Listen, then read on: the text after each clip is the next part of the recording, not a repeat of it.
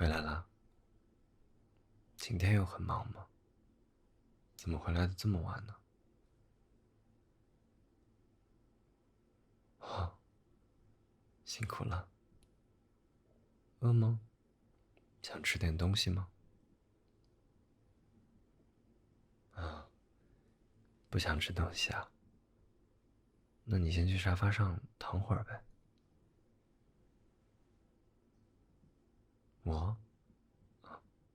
我刚刚在看书啊。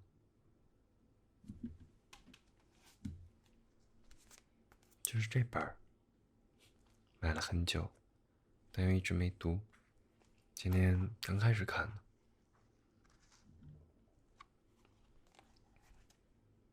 还挺有意思的。想让我读给你听吗？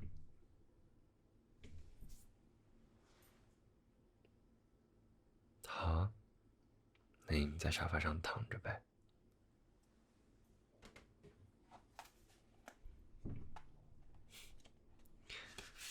闭上眼睛，还要开始读喽。好，知道。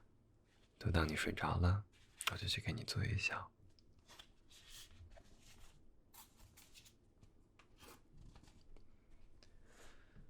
Cities and memory. Leaving there and proceeding for 3 days towards the east, you reach Delmira, a city with 60 silver domes, bronze statues of all the gods, streets paved with lead, a crystal theatre, a golden cock that crows each morning on a tower. All these beauties will already be familiar to the visitor, who has seen them also in other cities. But the special quality of this city for the man who arrives there on a September evening, when the days are growing shorter and the multicolored lamps are lighted all at once at the doors of the food stores, and from a terrace a woman's voice cries, "Oh!" is that he feels envy towards those who now believe they have once before lived an evening identical to this, and who think they were happy that time.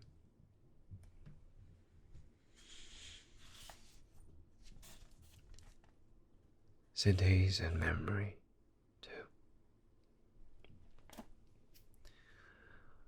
When a man rides a long time through wild regions, he feels the desire for a city. Finally, he comes to Adora, a city where all the buildings have spiral staircases encrusted with spiral seashells, where perfect telescopes and violins are made, where the foreigner hesitating between two women always encounters a third, where cockfights degenerate into bloody brawls among the betters. He was thinking of all these things when he desired a city. Adora, therefore, is the city of his dreams. With one difference, that is. The dreamed of city contained him as a young man. He arrives at Adora in his old age. In the square there is the wall where the old men sit and watch the young go by. He is seated in a row with them. Desires are already memories.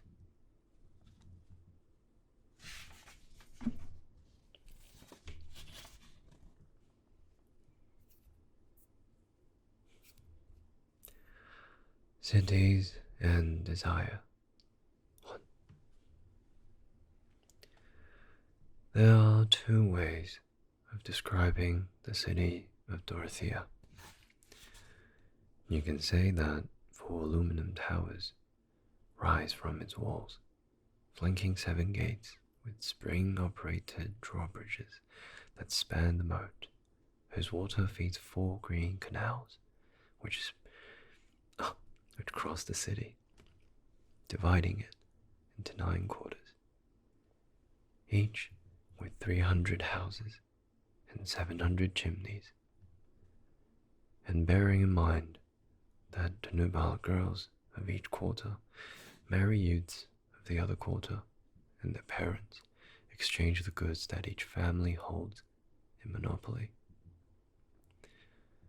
Bergamot, sturgeon roe, astrolabes, amethyst. You can then work from these facts until you learn everything you wish about the city in the past, present, and future. Or else you can say, like the camel driver who took me there, I arrived here in my first youth. One morning, many people were hurrying along the streets towards the market. The woman had fine teeth and looked you straight in the eye.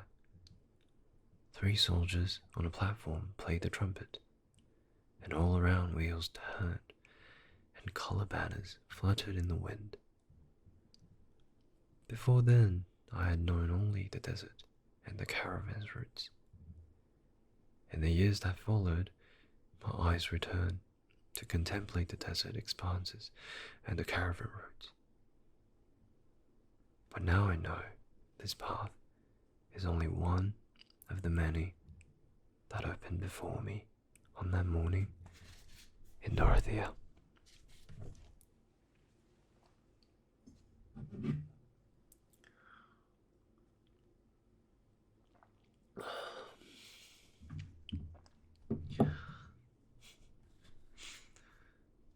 Cities and memory. 3. In vain, great-hearted Kublai, shall we attempt to describe Zyra, a city of high bastions.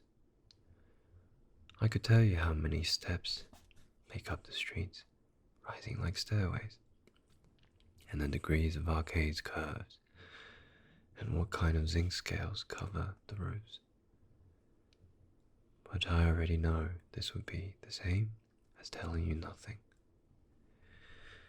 The city does not consist of this, but of relationships between the measurements of its space and the events of its past. The height of a lamppost and the distance from the ground of a hanged usurper's swaying feet.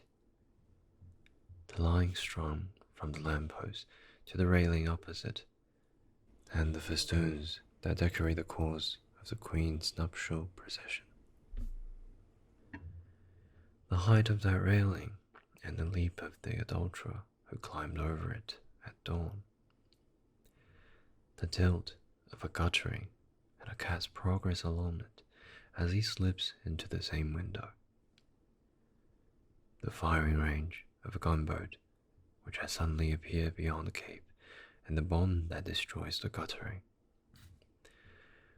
The rips in the fish nets, and the 3 old men seated on the dock, mending nets and telling each other for the 100th time the story of the gunboat of the usurper, who, some say, was the Queen's legitimate son, abandoned in his swaddling clothes there on the dock.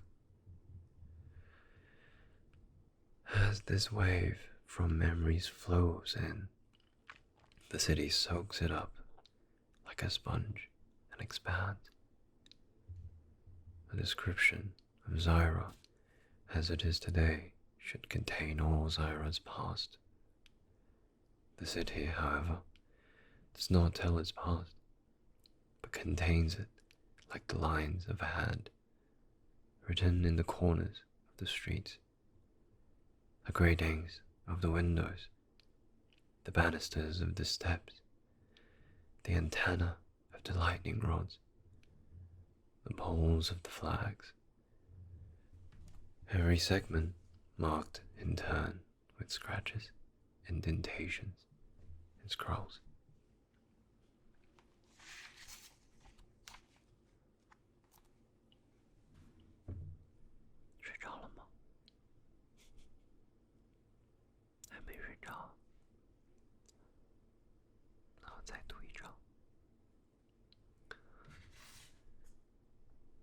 Cities and desires, too. At the end of 3 days, moving southward, you come upon Anastasia. A city with concentric canals watering it and kites flying over it. I should now list the wares that can profitably be brought here. Agate, onyx, chrysoprase, the other varieties of jazzoloni. I should praise the flesh of the golden pheasant cooked here over fires of the seasoned cherry wood and sprinkled with much sweet mayoram, and tell of the woman I have seen bathing in the pool of a garden, and who sometimes, it is said, invite the stranger to disrobe with them and chase them in the water. But with all this, I would not be telling you the city's true essence. For a while, the description of Anastasia awakens desires, one at a time, only to force you to stifle them. When you're in the heart of Anastasia, one morning your desires waken all at once and surround you. The city appears to you as a whole where no desire is lost, and in which you are a part, and since it enjoys everything you do not enjoy, you can do nothing but inhabit the desire and be content. Such is the power, sometimes called malignant, sometimes benign, that Anastasia, the treacherous city, possesses. If for 8 hours a day you work as a cutter of agate, onyx, chrysoprase, your labor, which gives form to desire, takes from desire its form, and you believe you're enjoying Anastasia wholly when you're only enslaved.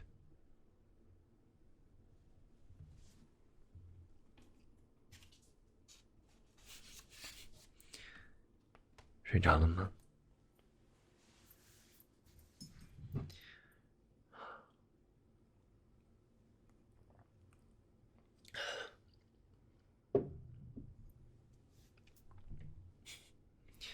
睡着了，睡着了，我就给你做吃的了。你辛苦了。